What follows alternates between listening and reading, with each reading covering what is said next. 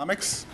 We are here today. I'll begin. I'll give you 10 minutes, and then the people who are on the program, who I'm not going to announce or read so we can get this going so you can go back to work and pay the tax bill, I'll just introduce them and we'll go on with their speeches.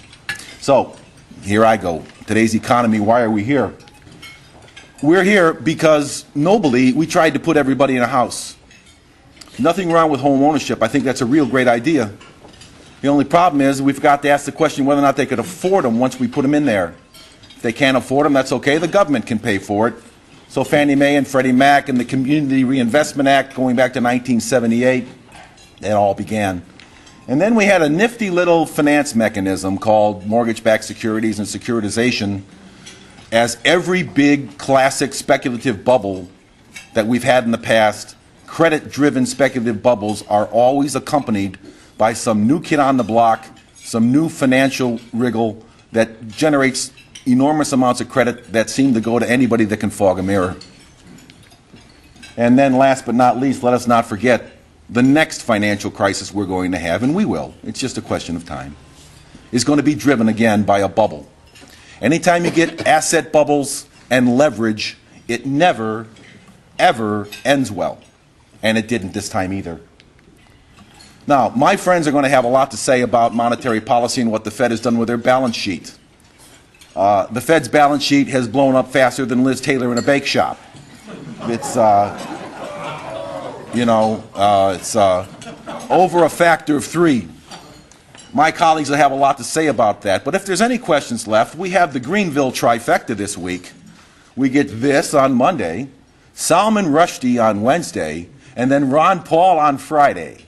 So any further questions about monetary policy, I'm sure he'd love to go over that with you and tell you how the gold standard is going to be our savior. Ask for it by name. Anyway, when you combine asset bubbles with leverage, it never ever goes well. In 2004, the Securities Exchange Commission, they changed the law. They let 30 and 40 to 1 leverage ratios happen.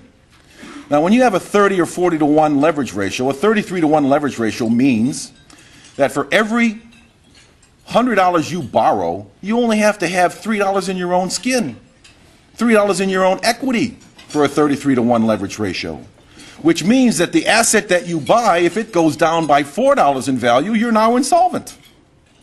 Never mind having to put up your own money for a venture, you can borrow it, and if it all goes terribly wrong, well, who cares? And it won't, because housing prices will never, ever fall, as we know.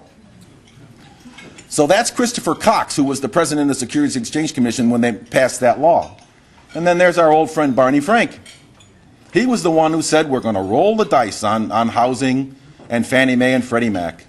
I place him responsible for what's going on, as well as every other congressperson that voted to keep this charade going for as long as it did. And then who writes the financial reform legislation? Barney Frank.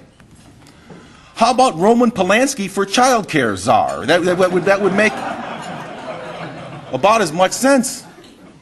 And then we're shocked to find gambling going on in this casino. You're winning, sir? Thank you, right? That's Claude Rains from Casablanca.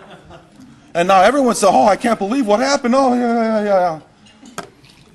He told Fannie Mae and Freddie Mac back in the 1990s, I want half of your balance sheet to be subprime and Alt-A loans. Go get it done. He's the one that gave the order. And then Wall Street didn't help either. Right? You want to say the word greed? Does that make you feel better? That's okay, greed. Say it. But greed's a whole lot better than envy, that's for sure. But okay, greed, Wall Street.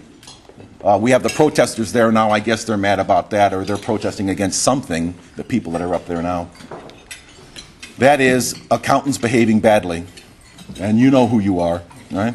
No, it's the rating agencies. It was Enron and WorldCom, and then after that, slapping a triple rating on anything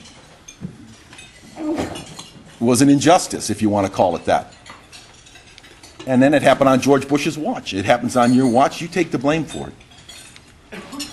Now, if everyone knew that they were going to get bailed out, and they did, right? This is one of my favorite quotes. The ultimate result of shielding men from the effects of folly is to fill the world with fools.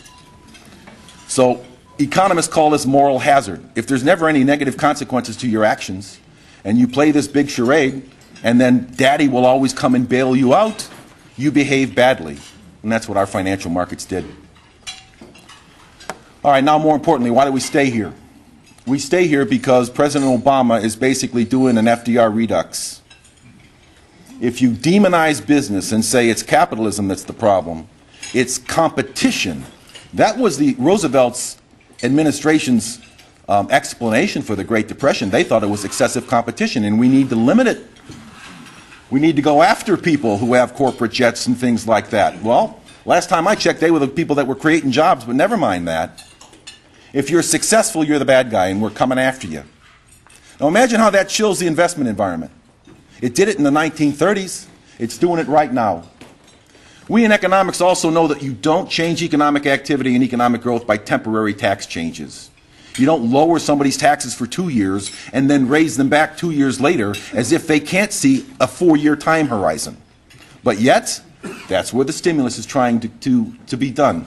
And it's improper, and the economic literature demonstrates that it's also wrong, but yet that's what we do. Oh, I also forgot to say that these views are mine alone and do not reflect East Carolina University. I want everyone to remember, or you tell everybody, when somebody goes into business, they take all the loss and all the risk, but they only get half the gains. By the time you're done with taxation and regulation and the cost of everything else like that, the entrepreneur takes all the risk and keeps half the money. It's hardly fair, but they're the bad guys, remember. So when President Obama was talking about the budget and raising taxes and so forth, he said, it's not class warfare, it's math. Well, I like to call it class warfare math. I think that's the better title. Because that's exactly what Roosevelt did back in the 1930s. This isn't going to work.